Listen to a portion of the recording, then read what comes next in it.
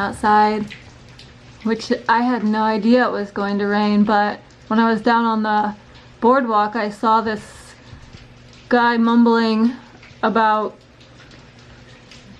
storms coming in with the way the seagulls are flying. He was right. Good morning. It's my second morning in Venice, and I'm going to go to the Bulletproof Cafe this morning. Like a good little biohacker. Got my HRV bracelet on. Tells me I'm stressed out.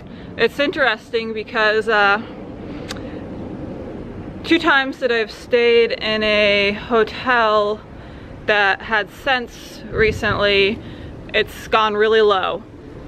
It tracks me all night, and it's gone really low, giving me a low score in the morning. The Bulletproof Cafe has all kinds of design features that you'd never know were there unless you read about them. It's got rounded tables, I believe. It's certified mold free. It's got probiotic spray coating the walls. I believe that Dave Asprey used a HRV tracker of his own to design it.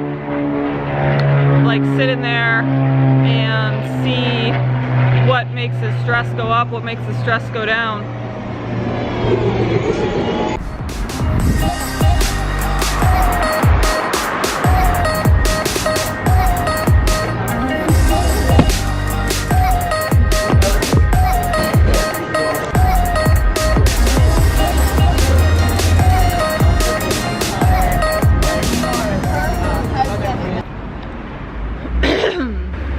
So, Bulletproof Cafe, did it pass the phlegm test for me?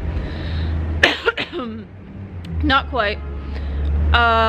There's only 4 things that you can order for breakfast, and 3 of them have eggs, and I can't eat eggs. So I ordered the 4th thing, which was avocado toast. Avocado toast is huge in Venice. With coconut bread and smoked salmon. And I think it's probably smoked salmon that gives me the phlegm. I've experienced that before.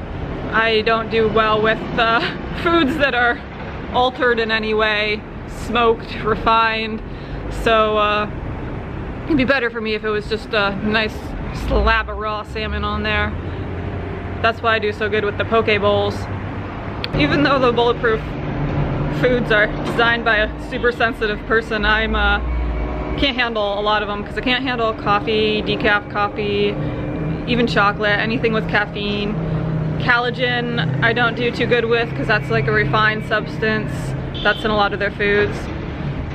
I ate my breakfast next to a homeless guy drinking Bulletproof coffee. Pretty sure he was a schizophrenic homeless guy. I was like, good for him. Seems like a good choice of coffee because it's got so many calories in it if you got the one with the fat in it. It's warm, keep you going for a few hours. If you're gonna get a coffee, you might as well get that one.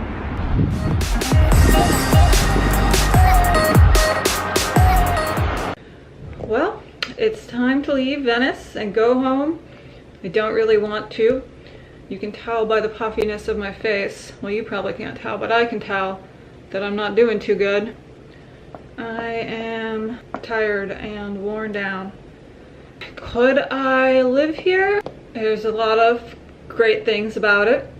There's the ocean and the beach. It's not quite as warm and nice as the Atlantic Ocean, but pretty good. Like the landscaping, like the architecture here, like the food a lot. It's got some of the healthiest food in the States, I think. I wasn't bothered by the amount of people other than the weekend on the boardwalk. Weekday on the boardwalk was fine, and everywhere else was fine. Definitely seems to have a communal vibe. Seems like a place where I could meet people and hang out. It's helpful to have restaurants and cafes that I can eat at, because then you can go sit and feel like part of something. everything's walkable. That's nice. On the downside, it's very expensive. Smells like weed and urine all the time. It would be difficult to bring Mercy here. She'd need like some serious training to be able to interact with other dogs, and all the dogs here are super well behaved. They don't seem to bark at each other, and they're very quiet and nice. And Mercy's not like that. She wouldn't be able to go sit in a cafe or go in a store or walk on the boardwalk or anything like that.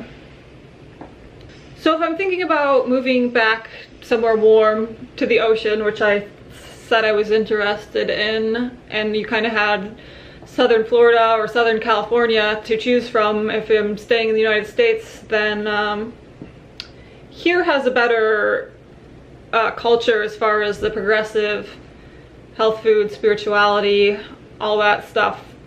Like Miami area is kind of mean and sleazy, I find. I definitely miss the ecosystem of Florida with all the blue springs and all the animals, so many fish and crabs and alligators and snakes and birds and raccoons and deer, etc., etc. You don't see that in California. It's because it's swampy in Florida, which also brings poisonous snakes and mosquitoes and chiggers and ticks. That part sucks. But the other thing is, here I mentioned that there was some weird signs about moving here, and one of them, well, I was already thinking about moving here, and then one of them was this dream I had where I became lucid in the dream, and I'm like, could make water come out of my fingers. I'm like, well, that's cool, but let's do something that's more useful than that. So I decided to divine where to live next, and I went over to the bookshelf to pull off a book and open it to a page to have it tell me where to live next, because it's easier to do that than to make something happen in a lucid dream out of like thin air. It's easier to like take a landscape and like look for the answer to something that you want, I find. So go pull a book on the shelf, and I open it up and it goes to the picture of this guy.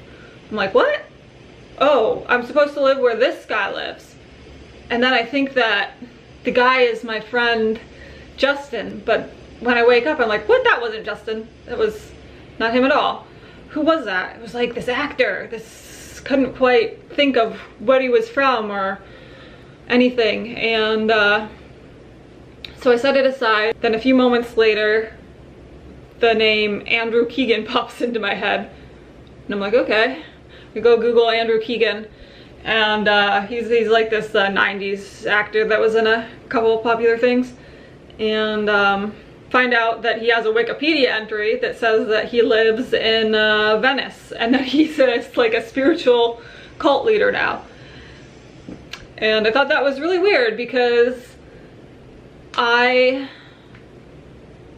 had already been thinking about moving here, but I had no way of knowing that this actor lived here. And I mean, yes, a lot of actors live in this area, but I mean, there's dozens and dozens of neighborhoods that they could live in. And so I thought that was very strange, because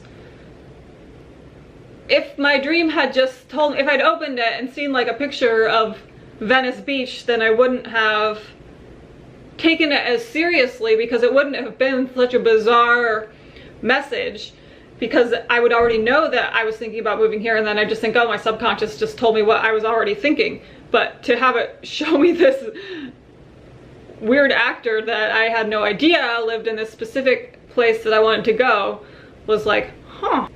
And then the second weird, bizarre synchronicity coincidence that happened was I was sitting on the beach here when I first came and eating my dinner against the wall by the parking lot, and totally by myself, and this guy comes up walking his bicycle, and he looks at me in my red shirt, and he says, oh, I'm drawn by your shirt. And he comes, sits down near me and starts talking to me, and he asked me where I'm from. and what I'm doing here, and I say that I'm from Arizona and I'm thinking about moving here, and he's like, oh, you should come live with me. And he gets to telling me about his place, and it's like this home on the waterfront in Santa Monica. So it's a, you know, pretty nice home, pretty nice location. And as far as I could tell, he was wasn't crazy, and he wasn't lecherous. He just seemed like a lonely retired guy who didn't want to live alone anymore. He gave me his name, he gave me his email, and pretty sure that he was serious. And I googled it all, so it really is his house. He really does own it. Not moving in with him as far as I know. I don't want to live with some chatty old guy who's gonna talk my ear off because he's lonely. That's like not my jam.